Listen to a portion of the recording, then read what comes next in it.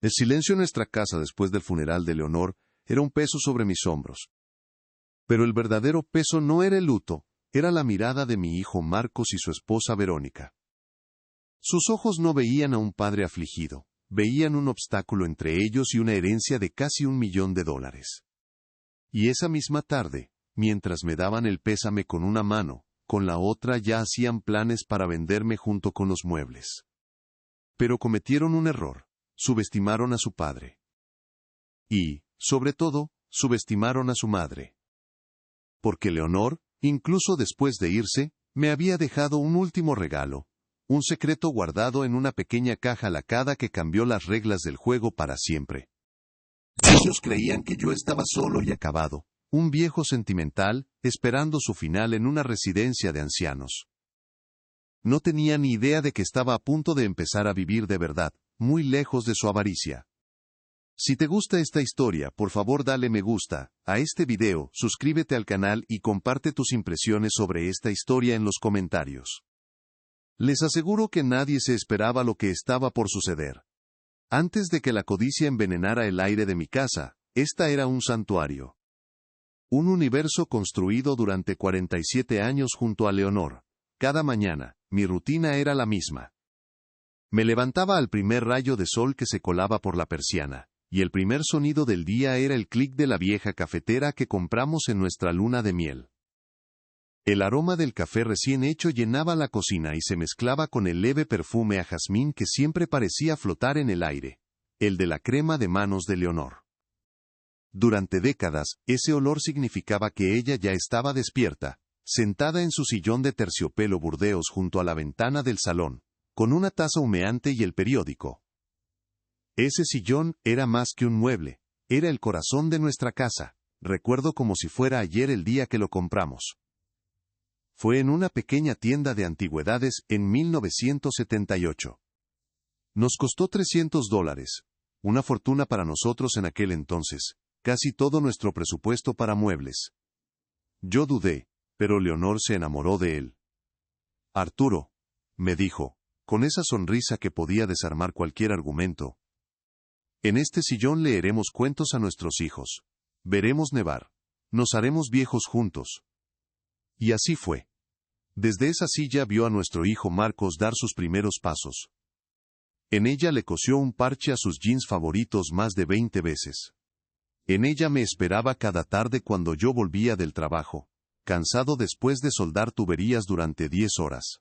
Su silueta recortada contra la luz del atardecer era la imagen que me daba fuerzas para seguir adelante. La casa entera estaba impregnada de esos recuerdos. Las paredes del pasillo eran un mapa de nuestra vida, cubiertas de fotografías enmarcadas. Marcos en su graduación de la secundaria, con una toga que le quedaba grande y una sonrisa llena de orgullo. Nuestras vacaciones en el Gran Cañón en 1999, con el viento alborotándonos el pelo. El día de la boda de Marcos y Verónica hace 10 años.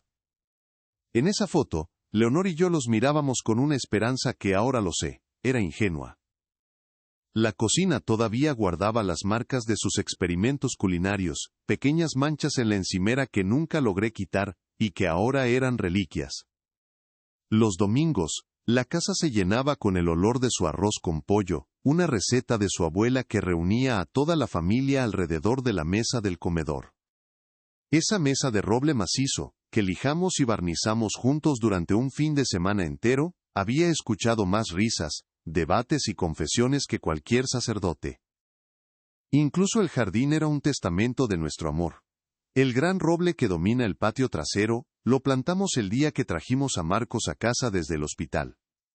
Era un arbolito frágil, no más alto que mi rodilla. Leonor lo regaba cada mañana. Crecerá fuerte como nuestro hijo, decía. Y el árbol creció, fuerte y majestuoso, sus ramas dándonos sombra en los veranos calurosos. Marcos solía trepar por su tronco, y yo sentía un nudo de pánico y orgullo al verlo llegar cada vez más alto. Sacrificamos mucho por esa casa y por nuestro hijo. Recuerdo un año especialmente difícil, a principios de los 90, cuando la construcción se detuvo y mi trabajo escaseó. Teníamos ahorrados $2.500 para unas vacaciones en la playa, las primeras en 5 años. Pero justo entonces, a Marcos le ofrecieron una beca parcial para la universidad y necesitaba un coche para poder ir y volver de las clases. Sin dudarlo, Leonor y yo tomamos esos ahorros y le compramos un Ford Escort de segunda mano. Nunca fuimos a esa playa. Ver la independencia en los ojos de nuestro hijo fue nuestra recompensa. Creíamos que le estábamos enseñando el valor del sacrificio, del amor incondicional. En los últimos años, antes de que Leonor enfermara, la vida era tranquila. Los domingos, Marcos y Verónica venían a comer. Traían postres de pastelerías caras y nos contaban sus planes de expandir el negocio de diseño de interiores de Verónica. Yo los escuchaba, feliz de ver a mi hijo triunfar, pero a veces, notaba la mirada de Verónica recorriendo la habitación, deteniéndose en los muebles, en los cuadros. No era una mirada de aprecio, era una mirada de tasación. Como si estuviera calculando el valor de nuestras vidas en metros cuadrados y objetos vendibles. Leonor también lo notaba. Una tarde después de que se fueran, mientras yo lavaba los platos, ella se acercó por detrás y me abrazó. Apoyó su cabeza en mi espalda y susurró. Ten cuidado, Arturo. El dinero cambia a la gente. En ese momento, no le di importancia. Pensé que era solo una preocupación pasajera. No podía imaginar que esas palabras serían una profecía. Que el santuario que habíamos construido con tanto amor y sacrificio, ladrillo a ladrillo, recuerdo a recuerdo, estaba a punto de convertirse en un campo de batalla. Y que el enemigo no vendría de fuera, sino que ya estaba sentado a nuestra mesa. La primera semana después del funeral, Marcos y Verónica se instalaron en mi vida como una niebla densa y fría. Llegaban cada mañana puntuales a las 9, con bolsas de supermercado llenas de comida precocida en recipientes de plástico. El aroma a pollo rostizado de supermercado y ensaladas de pasta insípidas reemplazó el recuerdo del sofrito de Leonor y el pan recién horneado. Se movían por mi casa con una eficiencia silenciosa y perturbadora. Verónica, con su agenda en mano, hablaba de optimizar y depurar. Marcos la seguía como una sombra, asintiendo, con una expresión de perpetua preocupación en el rostro que no lograba ocultar el vacío en sus ojos. El primer temblor, la primera grieta en la fachada de su supuesta ayuda, apareció un jueves por la tarde. Yo estaba sentado en el comedor, intentando leer el periódico, pero mis ojos se desviaban una y otra vez hacia el sillón vacío de Leonor. Verónica entró con un paño de microfibra, decidida a quitar el polvo de todo. Se detuvo frente a la vitrina donde Leonor guardaba su pequeña colección de figuras de cristal. Eran animalitos y flores que habíamos comprado en nuestros viajes, cada uno atado a un recuerdo. Verónica abrió la puerta de cristal y tomó un pequeño colibrí que compramos en San Diego para nuestro 20º aniversario. Lo sostuvo entre el pulgar y el índice, mirándolo a contraluz. Arturo, dijo, sin llamarme papá, un detalle que noté al instante. ¿De verdad quieres conservar todas estas cositas? Ocupan mucho espacio y acumulan polvo. El estilo ahora es más limpio, más minimalista. Menos es más, ¿sabes? Su voz era suave, casi melosa, pero la palabra cositas cayó en el silencio de la habitación como una piedra. Redujo 47 años de recuerdos compartidos a un trasto sin valor. Marcos, que entraba desde la cocina con un vaso de agua, se detuvo. Vero, déjalo, dijo con voz débil. Mamá les tenía mucho cariño. No fue una defensa, fue una súplica para evitar una escena. Verónica suspiró, un sonido de impaciencia apenas disimulado, y se encogió de hombros como si estuviera lidiando con un niño terco. Yo no dije nada. Me levanté, caminé lentamente hacia ella, tomé con delicadeza el colibrí de cristal de sus dedos, y lo devolví a su lugar exacto en la repisa, junto a la rosa de cristal que le regalé a Leonor en nuestro primer San Valentín. El tintineo del cristal contra el estante de madera fue la única respuesta. Los días siguientes, las grietas se hicieron más profundas. Sus conversaciones, siempre en voz baja cuando pensaban que no los oía, empezaron a girar en torno a las finanzas. Una noche, mientras yo estaba en mi dormitorio, los escuché en la sala. La puerta estaba entreabierta. Los impuestos de esta casa son una locura, Marcos, susurraba Verónica. Revisé los recibos del año pasado. Pagaron casi $7,200 de predial. ¿Cómo va a poder él solo con eso y con el seguro, el mantenimiento, todo? Simplemente no es sostenible con su pensión. Hubo una pausa. Solo nos preocupamos por él, respondió Marcos, pero su voz carecía de convicción. No quiero que termine en problemas financieros. Escuchar la palabra sostenible aplicada a la casa que construí con mis propias manos, el hogar donde crié a mi hijo, me heló la sangre. No hablaban de mi bienestar, hablaban de un balance contable.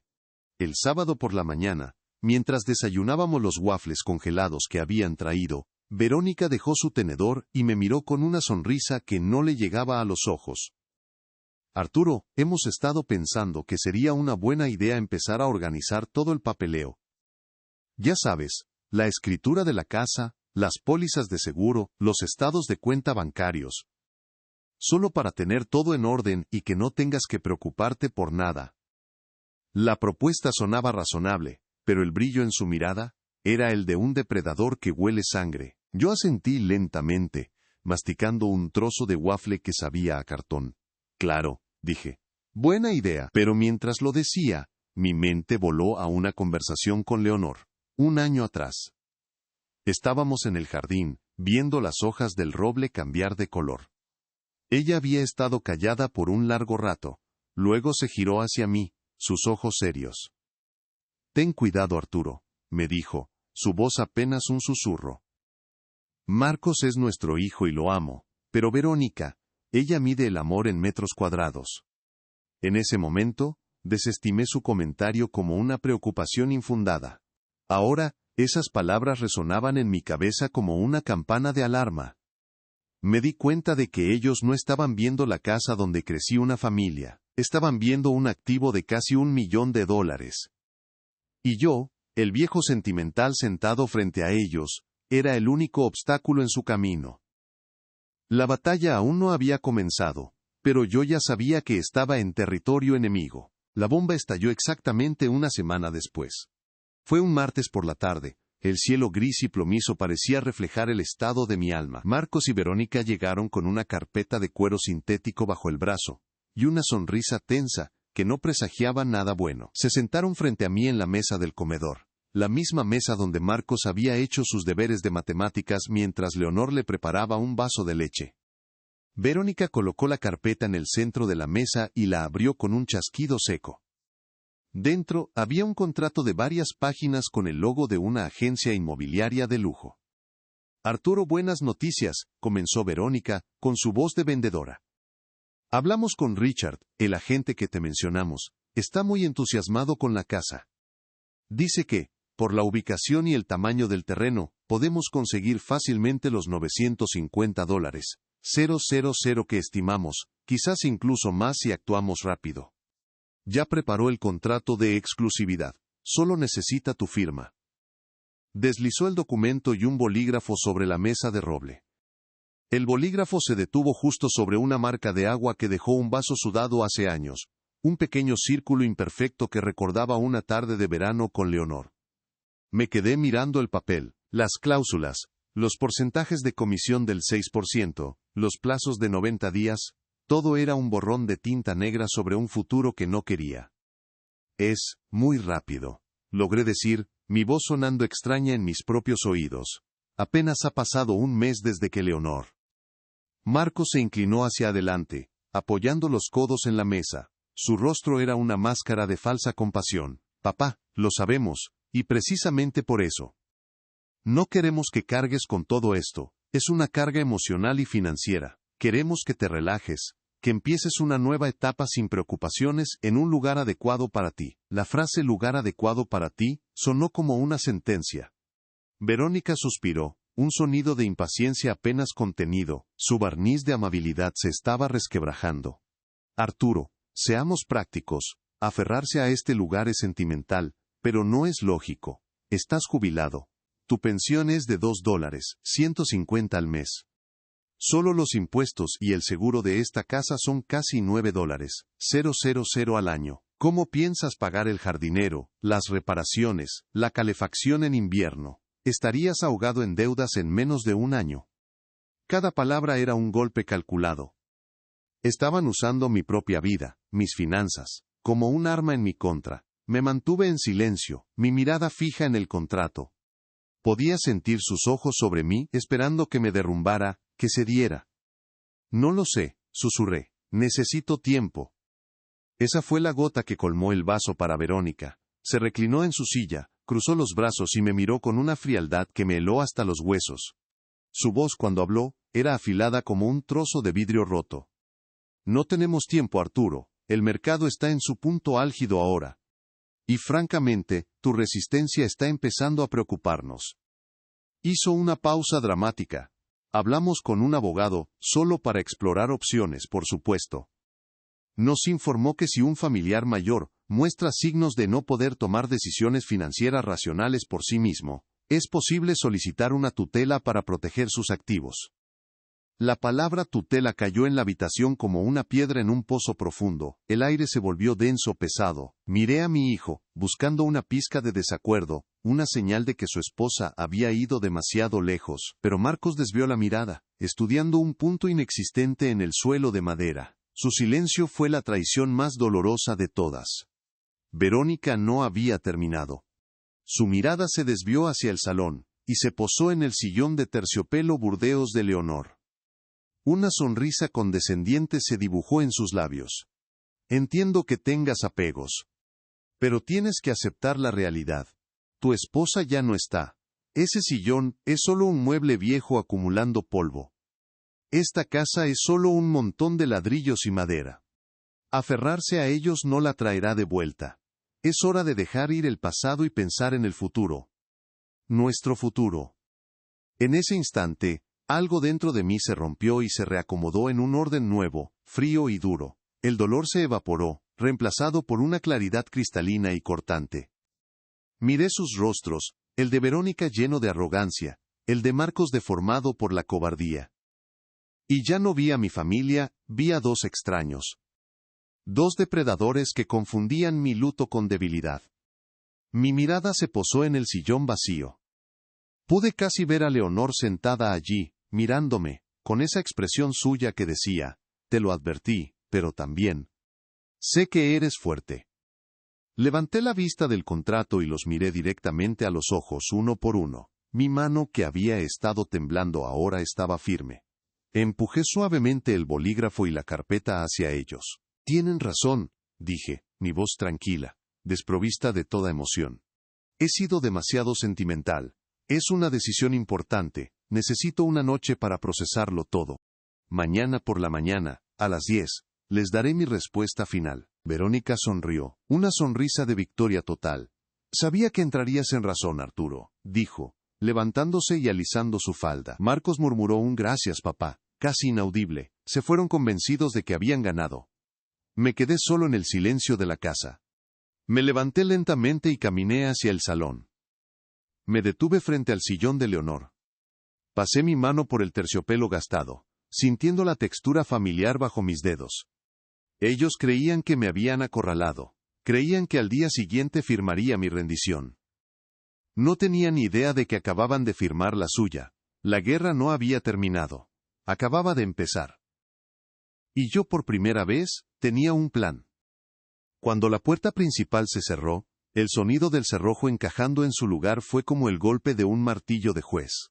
El silencio regresó, pero era diferente. Ya no era el silencio pesado y sofocante del luto. Este era un silencio tenso, eléctrico, como el aire quieto que precede a un relámpago. Me quedé parado en medio de la sala, escuchando el zumbido del refrigerador en la cocina, el tic-tac del reloj de pared que fue un regalo de bodas. No sentí ganas de llorar. No sentí ganas de gritar. La rabia que me inundó no era un fuego que quema, sino un trozo de hielo formándose lentamente en mi estómago, frío, sólido y pesado. Me di la vuelta y mis ojos se posaron en el sillón de terciopelo burdeos. Un mueble viejo acumulando polvo, había dicho Verónica. Sus palabras flotaban en el aire pero ya no tenían el poder de herirme, eran solo ruido. La imagen de Leonor sentada allí, con su libro en el regazo y una sonrisa sabia, era más real que la codicia que acababa de salir por mi puerta. Caminé hacia el sillón y pasé mi mano por el reposabrazos gastado. El terciopelo se sentía suave, familiar. En ese contacto, no encontré tristeza sino fuerza. Recordé sus palabras, Ten cuidado, Arturo. El dinero cambia a la gente. Ella lo sabía. Ella siempre lo supo. Me dirigí a mi pequeño despacho, la habitación que usaba para pagar las cuentas y guardar nuestros documentos importantes. Encendí la vieja lámpara de escritorio con su pantalla de cristal verde, y la luz cálida iluminó un pequeño círculo sobre la superficie de madera. Saqué una hoja de papel del cajón y un bolígrafo. Me senté, mi espalda recta, mis manos firmes. Y empecé a escribir. No era una carta de queja ni una confesión de mi dolor. Era una lista, fría, lógica y precisa. 1. Llamar al abogado señor Méndez a las 8 de la mañana en punto. 2. Visitar el banco. Transferir los $28,450 de la cuenta de ahorros conjunta a una cuenta nueva, solo a mi nombre. 3. Contactar a una compañía de mudanzas para un servicio pequeño y discreto. Fecha, jueves. 4. Cancelar las tarjetas de crédito suplementarias. 5. Empacar la caja lacada. Cada punto que escribía era un paso que me alejaba de la víctima que ellos querían que fuera, y me acercaba al hombre que Leonor sabía que yo era. Miré la lista terminada. Era un plan de batalla, un mapa hacia mi nueva vida, una vida que ellos ni siquiera sabían que existía. Creían que mañana por la mañana, a las 10, me encontrarían derrotado, listo para firmar mi rendición. Creían que tenían el control. Estaban a punto de aprender una lección muy dura sobre subestimar a un hombre que no tiene nada que perder, y todo por proteger. No lo verían venir. Y esa, me di cuenta con una calma escalofriante, sería la parte más dulce de mi victoria. El martes por la noche dormí por primera vez en semanas. No fue un sueño profundo y reparador, sino un estado de vigilia alerta, como el de un soldado en su trinchera antes del amanecer. Cuando el primer rayo de sol se filtró por la persiana a las 5:30 de la mañana, yo ya estaba despierto, vestido y con un plan de acción tan claro en mi mente como el cielo de la mañana. El clic de la vieja cafetera sonó diferente ese día. No era un sonido de rutina, sino el primer engranaje de una maquinaria que yo mismo había puesto en marcha. Mientras el aroma del café llenaba la cocina, me senté a la mesa del comedor con el teléfono y la libreta donde había anotado mi lista. La batalla comenzaba ahora. A las 8:01 de la mañana en punto, marqué el número del despacho Méndez y Asociados. El señor Méndez había sido el abogado de mi pequeña empresa de fontanería durante más de 20 años, un hombre recto y sin rodeos. Su secretaria me pasó la llamada de inmediato. Arturo, qué sorpresa. Lamento mucho lo de Leonor, dijo con voz grave. Le agradecí y fui directo al grano. Ernesto, necesito tu consejo. Mi hijo y su esposa me están presionando para vender la casa. Ayer mencionaron la palabra tutela, sugiriendo que no estoy en condiciones de tomar mis propias decisiones financieras. Hubo un silencio al otro lado de la línea, seguido de un suspiro de hastío. Arturo, escúchame bien, dijo Méndez, su tono ahora firme y profesional. La amenaza de una tutela es una táctica de intimidación clásica y despreciable. Para que un tribunal te declare incompetente, tendrían que demostrar con pruebas médicas y psiquiátricas contundentes que representas un peligro para ti mismo. Basado en esta llamada suenas más lúcido que la mayoría de mis clientes. Es un farol, pero un farol peligroso. No firmes nada. No les des acceso a ningún documento. Y a partir de este momento, cualquier comunicación sobre este tema se hará a través de mí. Te costará $350 la hora, pero te ahorrará $1.000.000 y tu dignidad. Sentí un peso quitarse de mis hombros. Gracias, Ernesto. Estás contratado. Colgué el teléfono, y mi siguiente parada fue el banco. A las 9:15 de la mañana, entré en la sucursal del Bank of America de la calle principal. El aire acondicionado olía a papel y a una limpieza estéril. Me senté frente a una joven llamada Sofía, cuyo gafete indicaba que era gerente de cuentas personales. Le expliqué mi situación con calma, omitiendo los detalles más dolorosos. Mi esposa falleció y necesito reorganizar mis finanzas para simplificar las cosas, dije. Sofía asintió con empatía. En menos de 30 minutos, habíamos cerrado la cuenta de ahorros conjunta que tenía con Leonor, que contenía un saldo exacto de $28,450, producto de décadas de pequeños ahorros y sacrificios. Transferimos cada centavo a una nueva cuenta corriente a mi nombre. Luego, le pedí que cancelara la tarjeta de crédito suplementaria que estaba a nombre de Marcos. Era para emergencias, expliqué, pero ya no es necesaria. Sofía procesó la solicitud sin hacer preguntas. Salí del banco a las 9:50 de la mañana, con una nueva tarjeta de débito en mi cartera y una sensación de control que no había tenido en mucho tiempo. Mi última llamada antes de la hora señalada fue a una pequeña empresa de mudanzas recomendada por un viejo colega, Mudanzas Rápidas y Seguras. Un hombre con una voz ronca y amable contestó. Necesito un servicio pequeño para este jueves, le dije. Solo unas 20 cajas de libros y documentos, y un mueble, un sillón de terciopelo. El hombre me cotizó el trabajo en $450. Perfecto, respondí, y le di la dirección. Pagué el depósito de $100 con mi nueva tarjeta de débito. El sillón de Leonor no iba a terminar en un contenedor de basura ni vendido por centavos en una venta de garaje. Iba a ir conmigo. Era el corazón de mi hogar, y mi hogar estaba a punto de mudarse.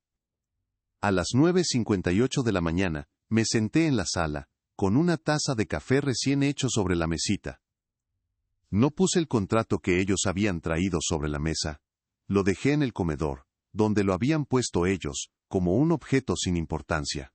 Cuando el timbre sonó a las 10 de la mañana en punto, mi corazón no se aceleró. Estaba tranquilo, frío. Abrí la puerta. Marcos y Verónica estaban allí, con sonrisas expectantes. Verónica llevaba un traje pantalón color crema, como si fuera a una reunión de negocios victoriosa. «Hola, Arturo», dijo ella, entrando sin esperar a ser invitada. «¿Listo para hablar?» Marcos la siguió, murmurando un «Buenos días, papá», que se perdió en el aire. Los guié a la sala. Se sentaron en el sofá frente a mí, la tensión era palpable. Verónica se inclinó hacia adelante, con las manos juntas sobre las rodillas. «Entonces, ¿has pensado en nuestra conversación? ¿Has decidido ser práctico?» La miré directamente a los ojos, luego miré a mi hijo, que estudiaba la alfombra con gran interés. Tomé un sorbo de mi café, lentamente. «Sí», dije, mi voz resonando clara en el silencio. «Lo he pensado mucho, y tienen toda la razón. Es hora de dejar de ser sentimental, y empezar a ser práctico». Una sonrisa de triunfo se extendió por el rostro de Verónica. Marcos levantó la vista, una expresión de puro alivio en su cara. «Sabía que lo entenderías, papá», dijo. «Absolutamente». Continué dejando la taza en la mesa con un suave clic. Su consejo fue una llamada de atención. Me di cuenta de que he sido negligente con mis propios asuntos. Así que esta mañana he tomado algunas medidas.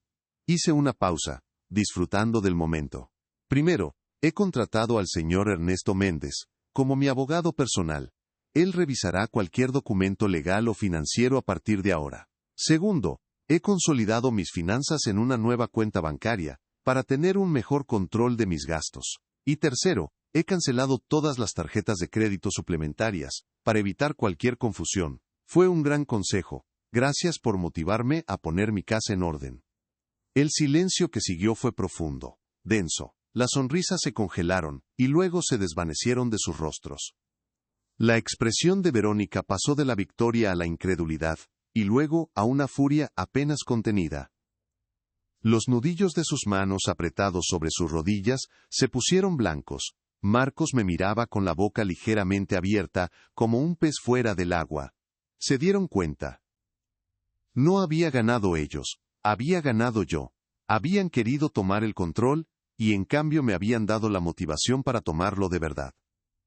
La guerra de nervios apenas comenzaba, pero la primera batalla, la más importante, ya tenía un vencedor. La furia en los ojos de Verónica era un fuego mal contenido.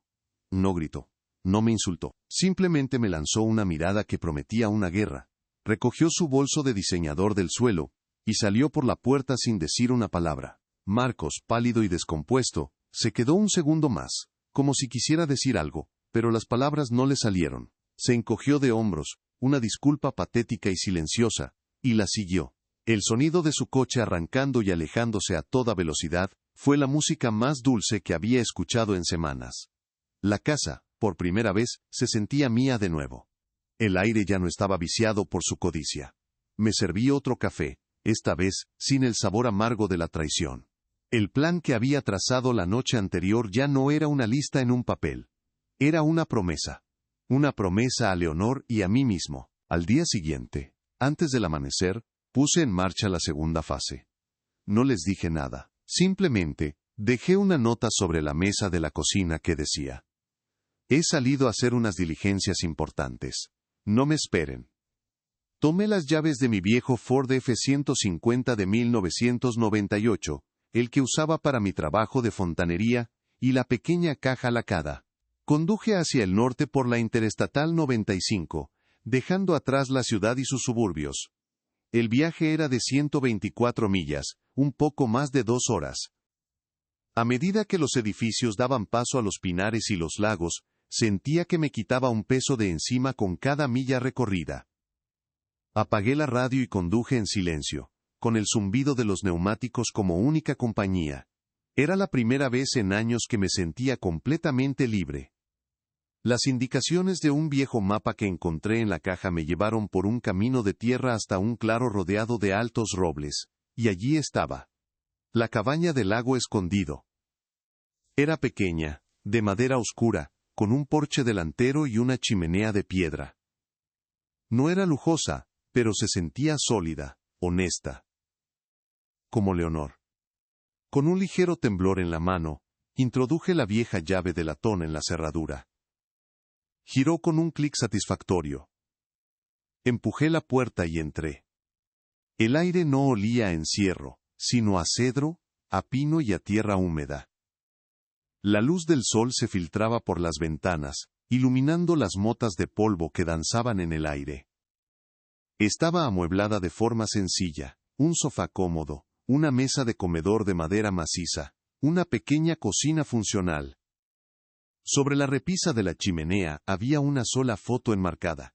Leonor y yo, 20 años más jóvenes, sonriendo en una playa. Y en la mesa, una nota escrita con su caligrafía elegante y familiar. Para mi Arturo. Nuestro refugio.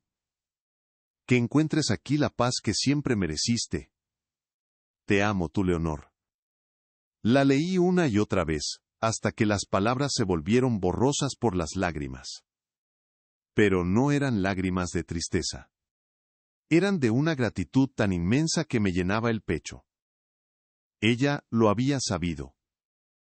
Había preparado mi salvación. Pasé el resto del día allí, familiarizándome con mi nuevo santuario. Revisé los documentos. La cabaña había sido comprada hacía 5 años por $85. 000. Pagados en efectivo con un fondo que Leonor había heredado de su tía y que nunca me había mencionado. La escritura estaba a su nombre, con una cláusula de transferencia automática a mi nombre en caso de su fallecimiento. Todo era legal, impecable y completamente mío. Esa tarde, antes de volver a la Avenida de las Palmas, hice una llamada. Era a una compañía de internet satelital. Contraté un plan de alta velocidad por $110 al mes, con instalación programada para el viernes siguiente. Mi fortaleza necesitaba un puente de comunicación con el mundo exterior. El lunes siguiente, tenía una cita a las 11 de la mañana en el centro de la ciudad, en las oficinas de Méndez y Asociados. El señor Méndez me recibió en su despacho, un cuarto lleno de libros de leyes y con olor a cuero y papel viejo. Le conté todo. La presión, la amenaza de tutela, la codicia de Verónica, la cobardía de Marcos. Y luego, le conté sobre la cabaña en Lago Escondido. Él escuchó sin interrumpir, asintiendo de vez en cuando. Cuando terminé, se reclinó en su silla y juntó las yemas de sus dedos. Arturo dijo, Leonor era una mujer excepcionalmente inteligente. Nos ha dado todas las herramientas que necesitamos. Lo que vamos a hacer es simple, legal y, si me permites decirlo, poético. Durante la siguiente hora, trazamos la estrategia final. Primero, redactó una carta formal dirigida a Marcos y Verónica, informándoles que, como mi representante legal, cualquier asunto relacionado con mis propiedades o finanzas debía ser discutido exclusivamente con él. Segundo, y más importante, preparamos un nuevo testamento. Mi testamento anterior, redactado en 2005, dejaba todo, la casa y los ahorros, a mi único hijo, Marcos. El nuevo era una obra de arte. La cabaña en Lago Escondido y el total de mis ahorros personales, que ahora ascendían a $29,115, se los dejaría a mi sobrina, la hija de mi hermana, una joven enfermera que vivía en Oregón, y que nunca se olvidaba de enviar una tarjeta por el cumpleaños de Leonor. La casa de la Avenida de las Palmas, valorada en $950,000, sería colocada en un fideicomiso irrevocable a mi nombre. Mientras yo viviera, seguiría siendo mi residencia principal, y yo sería el único beneficiario. Tras mi fallecimiento, el fideicomiso estipulaba que la casa debía ser vendida al precio de mercado. El 80% de las ganancias, aproximadamente $760,000, serían donadas en su totalidad al St. Jude Children's Research Hospital, una organización que Leonor y yo apoyamos durante más de 30 años. El 20% restante, unos $190,000, se destinarían a Marcos, pero había una condición: no recibiría la suma de golpe. El dinero se colocaría en un fondo que le pagaría $10,000 cada año, durante 19 años. Para que aprenda el valor de la paciencia y el trabajo duro, le dicté al señor Méndez, quien lo escribió con una sonrisa apenas perceptible. Firmé los documentos.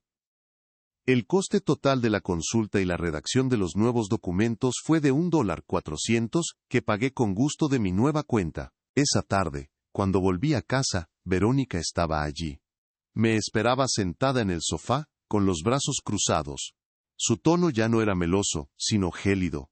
¿Dónde estabas? Tu nota era muy vaga. La miré con calma. Tenía asuntos que atender, Verónica, asuntos personales. Ella entrecerró los ojos. Recibimos una carta de tu abogado. ¿Qué es todo esto, Arturo? ¿Crees que nos vas a dejar fuera de todo? Me encogí de hombros. Caminé hacia la cocina para servirme un vaso de agua. No estoy dejando fuera a nadie. Simplemente estoy organizando mi vida, como ustedes mismos me sugirieron. El señor Méndez es un hombre muy competente. Me está ayudando a explorar todas mis opciones. Su rostro se contrajo de frustración. Quería detalles, quería números, quería una debilidad a la que aferrarse, y yo no le di nada. El jueves por la mañana, mientras Marcos y Verónica estaban en sus trabajos, llegó el camión de mudanzas rápidas y seguras. 2 hombres fuertes y eficientes entraron en mi casa. No empacaron platos ni ropa. Tenían una sola misión. Con un cuidado extremo, envolvieron en mantas gruesas y plástico el sillón de terciopelo Burdeos de Leonor. Lo levantaron con delicadeza y lo sacaron por la puerta principal. Me quedé en el umbral, viéndolos asegurarlo en la parte trasera del camión. No sentí tristeza, no sentí nostalgia, sentí la serena satisfacción de una estrategia bien ejecutada. Estaba moviendo el corazón de mi hogar a un lugar seguro. La casa de la Avenida de las Palmas ahora se sentía como lo que era para ellos: una cáscara, una propiedad. El alma de mi vida ya estaba en camino hacia el norte, esperándome en Lago Escondido. El juego había cambiado, y ellos ni siquiera sabían que estaban a punto de hacer jaque mate. El silencio que siguió a su partida duró 3 días. 3 días en los que la casa de la Avenida de las Palmas respiró por primera vez en semanas. El sol de la mañana entraba por las ventanas, pero la casa se sentía más grande, más vacía, pero no de una manera triste. Era un vacío limpio, como una página en blanco. Usé ese tiempo para organizar mis pensamientos, para repasar cada detalle del plan del señor Méndez. No sentía prisa. La paciencia, me di cuenta, era el arma más poderosa de un hombre viejo. La codicia, en cambio, siempre tiene prisa. Y yo sabía que no tardarían en volver. La llamada llegó el viernes por la tarde. Era Verónica. Su número apareció en la pantalla de mi teléfono y dejé que sonara 3 veces antes de contestar. Hola, dije, mi voz neutra. ¿Arturo? Soy yo, Verónica, dijo, con un tono falsamente dulce, como si nada hubiera pasado. Solo llamaba para saber cómo estabas. No hemos sabido nada de ti en días. Estábamos preocupados. La mentira era tan obvia que casi sonreí. No estaban preocupados por mí, estaban preocupados por su inversión. Estoy bien, Verónica, ocupado poniendo mis asuntos en orden, como me aconsejaron. Hubo una pausa. Podía casi oír los engranajes de su mente girando, buscando un nuevo ángulo de ataque. Ah, sí, eso. Bueno, nos llegó una carta de ese abogado tuyo. Fue un poco formal, ¿no crees? No entiendo por qué necesitas un abogado para hablar con tu propia familia. Su voz tenía un matiz de queja, de niña a la que le han quitado un juguete. No es para hablar con mi familia, respondí con calma mientras miraba por la ventana el roble que plantamos con Leonor. Es para manejar mis activos. Pensé que eso era lo práctico, seguir el consejo de los expertos. El señor Méndez es un experto. Otra pausa, esta vez más larga, cargada de frustración. Arturo, esto no es un juego, sisió, su máscara de amabilidad cayendo por completo. Hay mucho en juego aquí. El futuro de Marcos. El futuro de Marcos está en sus propias manos. La interrumpí, mi tono todavía tranquilo pero con un filo de acero. Como el mío está en las mías. Ahora, si me disculpas, tengo cosas que hacer. Y colgué antes de que pudiera responder. Sabía que esa llamada no era el final, sino el principio de su desesperación. Llegaron el domingo, sin avisar. Oí el chirrido de los neumáticos de su BMW en la entrada y me preparé. Abrí la puerta antes de que pudieran tocar el timbre. Se quedaron parados en el porche, sorprendidos. Verónica llevaba una expresión de furia contenida. Marcos parecía agotado, con ojeras oscuras bajo los ojos. Entraron directamente a la sala de estar, y fue Marcos quien lo notó primero. Se detuvo en seco en medio de la habitación, su mirada fija en el espacio vacío junto a la ventana. El lugar donde durante 47 años había estado el sillón de terciopelo burdeos de su madre. ¿Dónde está? Tartamudeó, su voz apenas un susurro. ¿Dónde está el sillón de mamá? Verónica siguió su mirada, y sus ojos se entrecerraron hasta convertirse en 2 rendijas. Su preocupación no era sentimental, era puramente transaccional. «¿Lo vendiste?», exclamó, su voz subiendo de tono. «¿Verdad? Vendiste los muebles sin consultarnos. ¿Cuánto te dieron por él?» Esa pieza era una antigüedad valiosa. La miré sin parpadear. «No está a la venta», dije simplemente. «Lo envié a un lugar seguro. Un lugar donde será apreciado, no tasado». La palabra tasado dio en el blanco. La cara de Verónica se enrojeció de ira. «No tenías derecho», gritó. «Ese sillón era parte de esta casa, parte del patrimonio». Fue entonces cuando Marcos explotó, no con la furia fría de su esposa, sino con un dolor desesperado y retorcido. «Papá, ¿por qué?», gritó, sus manos hechas puños a los costados. «Ese era el sillón de mamá, era lo único que quedaba de ella aquí. Estás borrando todo, estás tratando de castigarnos». La ironía de sus palabras era tan densa que casi podía tocarla.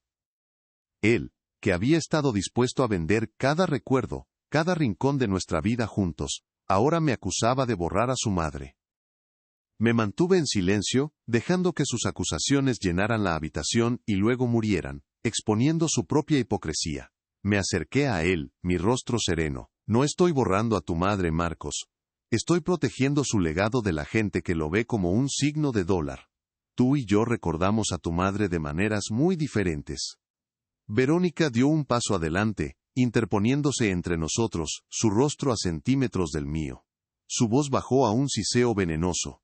«Escúchame bien, viejo. Esta casa vale casi $1 millón. No es tu pequeño fondo de retiro para que juegues con él. Es el futuro de nuestra familia. No puedes tomar decisiones unilaterales con un activo tan importante. La ley está de nuestro lado». La palabra activo fue la última pieza que necesitaba. Era la confirmación final. Les di la espalda y caminé hacia el teléfono que estaba sobre la mesita.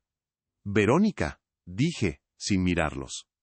Cualquier discusión sobre la casa, o como tú la llamas, el activo, debe dirigirse al señor Méndez. Son sus instrucciones. Y ahora, también son las mías. La vi por el rabillo del ojo. Estaba lívida, sin palabras, derrotada no por una discusión, sino por una calma que no podía romper. Se dio la vuelta bruscamente y salió de la casa, dando un portazo. Marcos la siguió, lanzándome una última mirada de confusión y resentimiento. Me quedé solo en el silencio, miré el espacio vacío donde había estado el sillón. Ya no era un hueco de ausencia, era la prueba visible de mi libertad recuperada. La primera pieza del tablero había sido retirada del juego, y ellos ni siquiera sabían que la partida ya estaba decidida. El día del juicio final no llegó con truenos ni relámpagos, sino con una llamada del señor Méndez citándolos a su oficina el miércoles a las 3 de la tarde. La reunión, según la carta formal que recibieron, era para discutir la disposición final de los activos de Arturo Reyes. La frase, deliberadamente ambigua y corporativa, era una carnada perfecta para su codicia. Yo llegué media hora antes.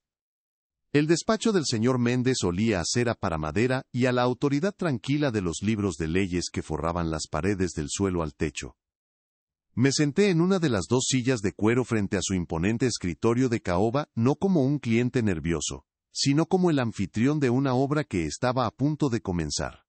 Tenía puesta mi mejor camisa, una que a Leonor le gustaba, y sentía una calma que no era mía sino heredada de ella.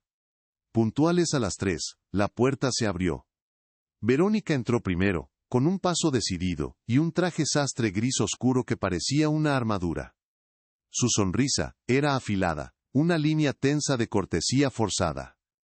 Marcos la seguía 2 pasos por detrás, como siempre. Su rostro estaba demacrado, su mirada evitaba la mía. Se sentaron frente a mí, al otro lado del escritorio, como si estuviéramos en lados opuestos de un campo de batalla, lo cual, en cierto modo, era cierto. El señor Méndez, un hombre cuya calma podía desarmar a un batallón, entró desde una puerta lateral, asintió cortésmente y se sentó detrás de su escritorio. Colocó una delgada carpeta frente a él. «Gracias por venir», comenzó, su voz resonando en el silencio. «Arturo me ha pedido que los ponga al día sobre algunas decisiones que ha tomado respecto a su patrimonio. Seré breve». Verónica se inclinó hacia adelante, tomando el control. «Ernesto, si me permites», dijo, usando su primer nombre con una familiaridad que no se había ganado. «Apreciamos la formalidad, pero creo que todos sabemos por qué estamos aquí. Arturo ha estado emocional, lo cual es comprensible. Pero la casa es un activo demasiado grande para ser gestionado por sentimentalismos. Estamos aquí para discutir la venta y la transición de Arturo a un entorno más adecuado. Tenemos una oferta preliminar de $980, 000 de un comprador muy motivado». El señor Méndez dejó que sus palabras flotaran en el aire por un momento antes de aplastarlas suavemente. «Gracias por esa información, Verónica. Sin embargo, me temo que es irrelevante. La casa de la Avenida de las Palmas ya no está en el mercado. De hecho, nunca lo estuvo». Abrió la carpeta y deslizó un documento sobre el escritorio. «Arturo ha colocado la propiedad en un fideicomiso irrevocable. Él es el único beneficiario y residente vitalicio. La casa no puede ser vendida, hipotecada ni alterada de ninguna manera mientras él viva.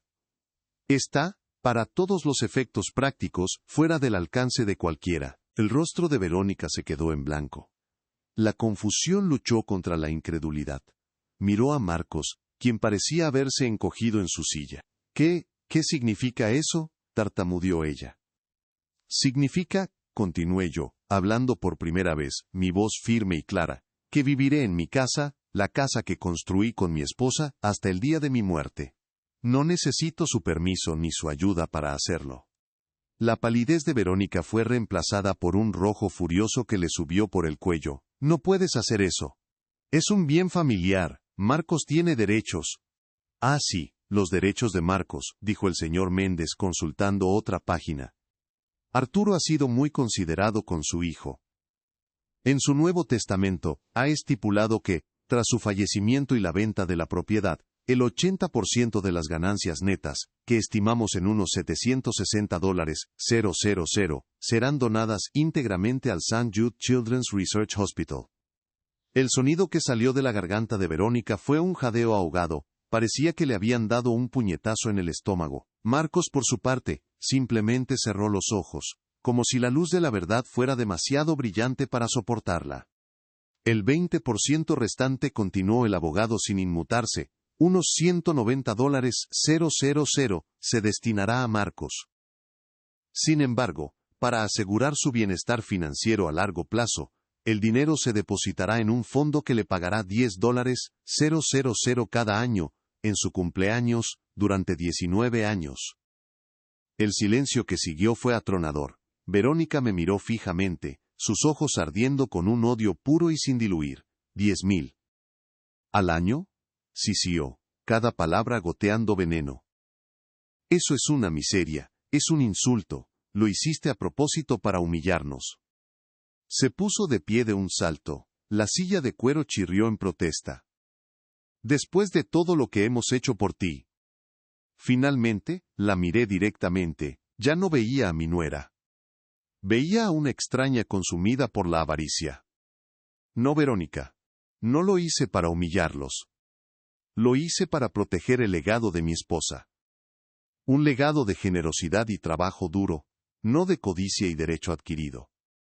Y no necesito su dinero, no necesito ni un centavo de esa casa. Hice una pausa, y les di el golpe de gracia. Leonor se aseguró de eso. Me dejó un lugar propio, un refugio. Mi futuro ya está resuelto, lejos de ustedes. La mención de un plan secreto de Leonor fue demasiado para ella. Se giró hacia Marcos, quien seguía inmóvil con la cabeza gacha. «Di algo, inútil», le gritó. «Tu padre nos está robando nuestro futuro y tú te quedas ahí sentado como un cobarde». Marcos levantó la cabeza. Sus ojos estaban llenos de lágrimas. No me miró a mí, sino al espacio vacío entre nosotros. «Lo perdimos todo», susurró, pero no estaba claro si se refería al dinero o a algo mucho más valioso. Verónica agarró su bolso, su rostro una máscara de furia. «Esto no ha terminado», Arturo escupió. «Te arrepentirás de esto». Salió furiosa de la oficina, dando un portazo que hizo vibrar los libros en las estanterías. Marcos se levantó lentamente, como un hombre el doble de su edad. Me miró por última vez, y en sus ojos vi el abismo de lo que había destruido. No dijo nada. Simplemente se dio la vuelta y siguió a su esposa hacia la ruina que ellos mismos habían construido. Me quedé sentado en el silencio de la oficina.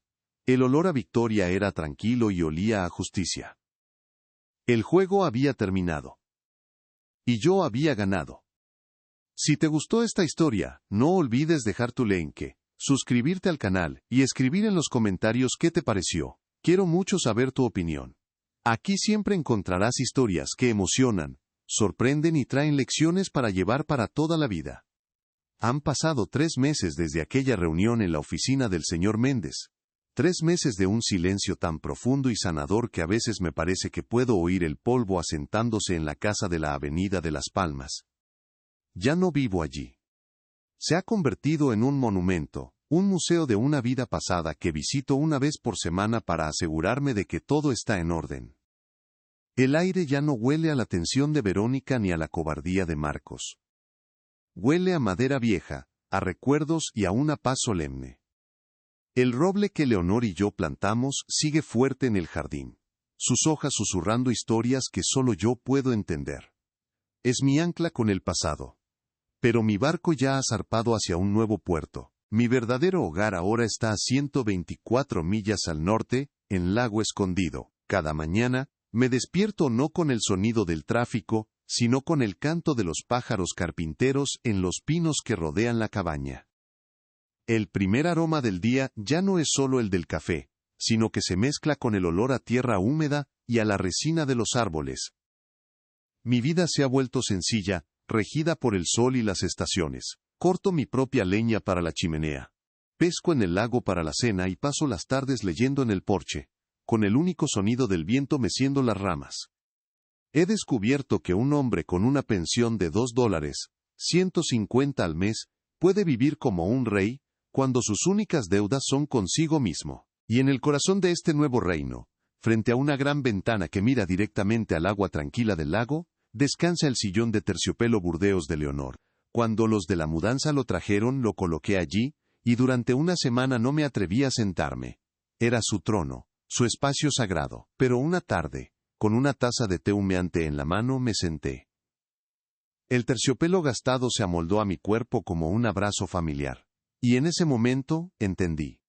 El sillón ya no era un recordatorio de su ausencia. Era la prueba tangible de su presencia, de su amor previsor que trascendió la vida misma. Ya no lo miro con la nostalgia del viudo, sino con la gratitud del sobreviviente. Ella no solo me dejó una escapatoria, me dejó el mejor asiento para disfrutar de mi nueva vida. De Marcos y Verónica, sé muy poco. Hace un mes, recibí una carta certificada. No era una disculpa.